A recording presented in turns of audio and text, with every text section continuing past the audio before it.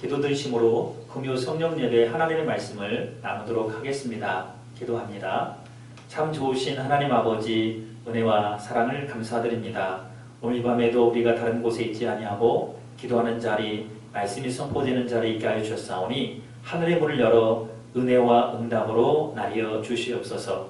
말씀을 증거하는 종을 붙들어 주시고 말씀을 듣는 우리 모든 교우들을 붙들어 주심으로 합력하여 선을 이루는 귀한 시간이 되게 하여 주시기를 왕 대신 예수님의 이름으로 간절히 기도 올리옵나이다. 아멘. 자, 오늘 이 밤에 우리에게 주신 하나님의 말씀입니다. 오늘은 사도행전 1장 12절부터 14절까지 말씀을 함께 나누도록 하겠습니다. 제 가진 성경으로는 신약성경 187면에 있습니다. 자, 이제 우리 찾으신 줄 알고 12절부터 14절을 합독하도록 합니다. 시작. 제자들이 감람원이라 하는 산으로부터 예루살렘에 돌아오니 이 산은 예루살렘에서 가까워 안식일에 가기 알맞은 길이라. 들어가 그들이 유하는 다락방으로 올라가니 베드로, 요한, 야고보, 안드레와 필립, 도마와 바돌로메, 마테와 및 알페오의 아들 야고보, 셀로신 시몬, 야고보의 아들 유다가 다 거기 있어 여자들과 예수의 어머니 마리아와 예수의 아들과 더불어 마음을 같이하여 오로지 기도에 힘쓰더라. 아멘. 자, 오늘 이 밤에도 함께 예배드리는 가족들끼리 서로 인사하고 축복하는 시간을 갖도록 합니다. 함께 예배드리게 되어서 감사합니다. 주 이름으로 축복합니다. 인사하겠습니다. 함께 예배드리게 되어서 감사합니다. 주 이름으로 축복합니다. 저는 오늘 온라인으로 예배드리는 우리 모든 한수만 가족들이 성령 충만의 은혜가 계시기를 다시 한번 주 이름으로 축원합니다. 코로나19 사태로 오늘도 방송으로 뵙게 되었습니다. 바람이 있다면 어서 빨리 대면하여 예배드리는 날이 속히 올 수 있도록 하나님의 도우심을 요청하는 기도하는 사람들이 다 되기를 부탁을 드립니다. 저는 오늘 본문 사도행전 1장 12절부터 14절 말씀을 통하여서 성령행전 그 네 번째 이야기 마음을 같이하여 라는 제목으로 하나님의 말씀을 나누도록 하겠습니다. 우리는 지난 시간 주님의 승천 기사까지 살펴보았습니다. 천사들을 통하여 주님의 재림의 약속이 선언되는 장면은 우리로 하여금 주님의 다시 오심을 도전할 뿐만 아니라 준비하게 해주셨습니다. 반복해서 말씀드리지만 주님의 초림의 목적이 무엇입니까? 바로 인류 구원의 목적이 주님의 초림의 목적입니다. 그러나 주님의 재림의 목적은 인류 구원의 목적뿐만 아니라 심판의 날을 말하는 것입니다. 그러므로 우리는 주님의 재림을 준비하며 기다리는 하나님의 백성이 될 줄로 믿습니다. 주님의 재림을 준비하며 기다리는 성도의 바람직한 모습은 무엇일까요? 바로 그것은 믿음을 굳건히 하고 땅끝까지 증인된 삶을 사는 것인 줄로 저는 믿습니다. 어떤 시한부 종말론적인 준비가 아닙니다. 직장을 그만두고 또 가족을 뛰쳐나와서 광신자처럼 그렇게 하는 것이 아닙니다. 내가 있는 곳에서 내게 맡겨진 모든 일들을 최선을 다하여 감당하는 것입니다. 그리고 무엇보다 내가 만나는 모든 사람들에게 때 어떤지 못 어떤지 복음을 증거하는 인생이야말로 주님의 다시 오심을 아주 모범적이고 건강하게 기다리는 성도인 줄로 믿습니다. 자, 오늘은요 제자들이 예수님의 승천하신 후에 어떻게 반응했는지에 대해서 살펴보고자 합니다. 사실 제자들은 정신이 없었을 것입니다. 왜냐하면 주님께서 다시 살아나시더니 이제는 주님께서 자기들이 보는 앞에서 하늘로 올라가셨기 때문입니다. 약속의 말씀을 하셨지만 그들의 구심점이신 주님께서 지상에 계시지 않는 상태이니 제자들은 여간 혼란스러운 것이 아닐 것입니다. 그런데 여기 보십시오. 제자들은 주님께서 약속하신 그 말씀을 붙들고 예루살렘을 떠나지 않고 성령을 기다렸다는 사실입니다. 바로 그 말씀이 오늘 우리가 읽었던 12절부터 14절까지의 말씀입니다. 제자들은 성령을 받을 때까지 예루살렘을 떠나지 말라는 주님의 그 말씀을 붙들고 마음을 같이하여 한 곳에 모였습니다. 그곳은 바로 예루살렘에 있는 다락방입니다. 제가 성지순례 때 이곳에 가본 적이 있는데 참 감회가 새로웠습니다.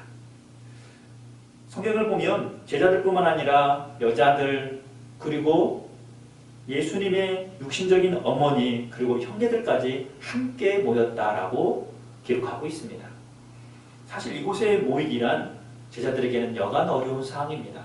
왜냐하면 아직도 예수님을 잡아 죽였던 세력들이 예루살렘의 곳곳에 도사리고 있기 때문입니다. 그래서 혹시나 다시 예수님과 관련된 무슨 일들이 일어난다면 그들은 가차없이 제자들을 핍박하고 또 억압을 가할 것입니다. 하지만 제자들은 모든 것을 뒤로 한 채 예루살렘을 떠나지 않고 다락방에 모였습니다. 왜 그들이 예루살렘을 떠나지 않고 다락방에 모였을까요? 바로 예수님께서 명령하셨기 때문입니다. 사랑하는 여러분, 진정한 믿음의 사람의 삶은요, 예수 그리스도의 말씀에 순종하는 것인 줄로 저는 믿습니다. 혹 그것이 우리를 힘들고 어려운 자리로 몰고 갈 수도 있습니다. 때로는 인간적인 눈으로 보면 아무런 유익이 없을지라도 주님께서 말씀하셨기 때문에 우리는 순종하는 것입니다. 사랑하는 여러분, 순종은 제사보다 낫습니다. 사무엘상 15장 22절을 읽어보면 사무엘은 다음과 같이 우리에게 도전을 해주고 있습니다. 사무엘이 이르되 여호와께서 번제와 다른 제사를 그의 목소리를 청종하는 것을 좋아하시는 같이 좋아하시겠나이까? 순종이 제사보다 낫고 듣는 것이 순양의 기름보다 나으니 라고 이야기합니다. 신앙생활을 하면서 믿음 있는 모습을 우리는 어떻게 볼 수 있습니까? 저는 그것을 순종이라고 생각합니다. 살아있는 믿음은 바로 순종하는 것입니다. 아무리 믿음이 좋다고 말한들 순종하지 못하면 어찌 그 믿음이 좋다고 말할 수 있겠으며 믿음이 살아있다라고 이야기할 수 있겠습니까? 성경에 나와 있는 모든 믿음의 선진들의 공통점은 바로 순종의 사람들이었다는 사실입니다. 혹 우리가 알고 있는 요나나 모세는 처음에는 불순종하는 사람들이었어요. 주님의 말씀에 자기 뜻에 맞지 않아서 거부도 했습니다. 그러나 마침내 그들은 순종함으로 하나님의 위대한 업적을 이루는 것을 볼 수 있습니다. 사랑하는 여러분, 가장 결정적일 때 순종해야 됩니다. 바로 그것이 믿음의 사람의 모습인 줄로 믿습니다. 더 나아가 우리는 아주 작은 것이라도 순종하는 모습으로 우리의 믿음을 보여야 할 줄로 또한 생각이 됩니다. 작은 것에 충성된 자라야 큰 것에서도 충성된 것입니다. 주님은 바로 그 작은 것에 충성된 그 신실한 믿음의 사람을 아주 큰 일도 맡겨주시는 것입니다. 사랑하는 여러분, 성경을 보면 또한 그들은 마음을 같이하여 함께 모였다라고 말씀합니다. 그리고 그들이 했던 것이 무엇입니까? 바로 오로지 기도하였다라고 성경은 말씀해주고 있습니다. 자, 한번 같이 읽어보도록 하죠. 14절입니다. 읽겠습니다. 시작. 여자들과 예수의 어머니 마리아와 예수의 아우들과 더불어 마음을 같이하여 오로지 기도에 힘쓰더라. 아멘. 그곳에 모인 사람들이 어떤 사람인지 또 누구인지 성경은 상세하게 열거해 놓고 있습니다. 이곳에 모인 모든 사람들이 주님에 대한 믿음과 태도가 예전하고는 다르다는 사실을 누가는 열거하고 싶은 것입니다. 그리고 우리에게 알리고 싶은 것입니다. 그저 육신적인 가족으로 예수님을 생각하고 그 정으로 모인 것이 절대로 아닙니다. 그들은 이제 예수님을 전적으로 신뢰하고 믿음으로 순종함으로 그곳에 모인 것입니다. 그리고 더 나아가 그들이 했던 것을 주목해 보십시오. 그들은 오로지 이제 기도에 힘썼다라고 성경은 말하고 있습니다. 마음을 같이하여 합심하여 기도하는 것이죠. 사랑하는 여러분, 교회의 진정한 모습이 바로 이 모습인 것입니다. 모두 함께 모여 마음을 같이하는 것입니다.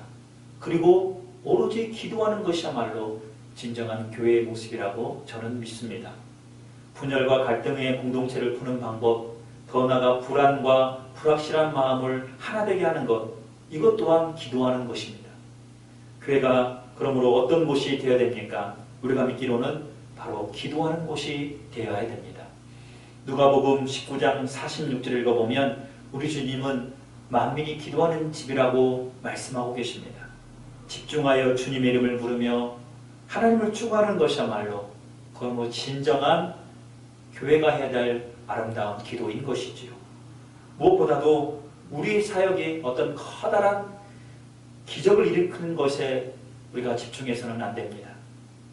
먼저 우리가 해야 될 사역은 기도 그 자체인 줄로 믿습니다. 하나님께서 우리를 향하신 그 사역은 기도하는 것이죠. 그러므로 기도보다 앞서는 다른 어떤 것이 있어서는 아니 된다고 생각합니다. 사무엘은 이를 이렇게까지 설명합니다. 나는 기도의 쉬는 죄를 범하지 않겠노라고. 사무엘상 12장 23절을 보면 다음과 같이 이야기합니다. 나는 너희를 위하여 기도하기를 쉬는 죄를 여호와 앞에 결단코 범하지 아니하고 선하고 의로운 길을 너에게 가르칠 것인즉. 아멘. 사랑하는 여러분, 우리 또한 기도를 쉬는 죄를 범하지 않기를 부탁을 드립니다. 우리가 어떤 어려움이 있을 때 우리가 가장 먼저 해야 될 일이 있다면 사람을 찾기보단 다른 어떤 도움을 구하기보단 먼저 주님 앞에 나와 먼저 기도해야 하는 것입니다. 가정에서, 직장에서, 때로는 혼자서 조용히 걸어갈 때 저는 이 부분에 이렇게까지 말씀드리고 싶어요. 꿈에서조차라도 기도해야 될 줄로 믿습니다. 성령을 사모하는 자들의 모습은 마음을 같이하여 기도하는 모습이었습니다. 사랑하는 여러분, 회의하고 놀고 먹고 교제하고 이런 것들이 나쁘다는 것이 아닙니다. 하지만 우리가 가장 먼저 해야 될 것이 저는 기도라고 믿습니다. 성령을 사모하며 성령을 기대하면서 우리가 하나님 앞에 기도해야 됩니다. 말씀을 마치면서 도전합니다. 사랑하는 여러분, 성령의 역사를 기대하십니까? 그렇다면 지금 이 자리에서 기도해야 됩니다. 기도는 하늘의 문을 여는 열쇠인 것입니다. 기도하겠습니다. 사랑하는 하나님 아버지, 오늘 이 밤에도 우리가 기도할 수 있는 자리를 지키게 하여 주시니 감사합니다. 기도할 때 하늘의 문을 열어 주시옵시고 응답으로 내려주시되 코로나19 사태로 인하여서 힘들고 어려운 모든 가정들, 직장들, 그리고 교회들, 그리고 이 나라의 민족과 전 세계를 하나님 불쌍히 여겨주셔서 회복의 역사와 치유의 은혜를 허락하여 주시옵소서. 하늘의 문을 열어 주시옵소서. 믿사옵고 왕되신 예수님의 이름으로 간절히 기도 올리옵나이다. 아멘. 자, 오늘은 여기까지 말씀을 증거하도록 하겠습니다. 다음 주에는 제자들이 어떤 일을 하였는지 자세하게 살펴보도록 하겠습니다. 주의 이름으로 사랑합니다.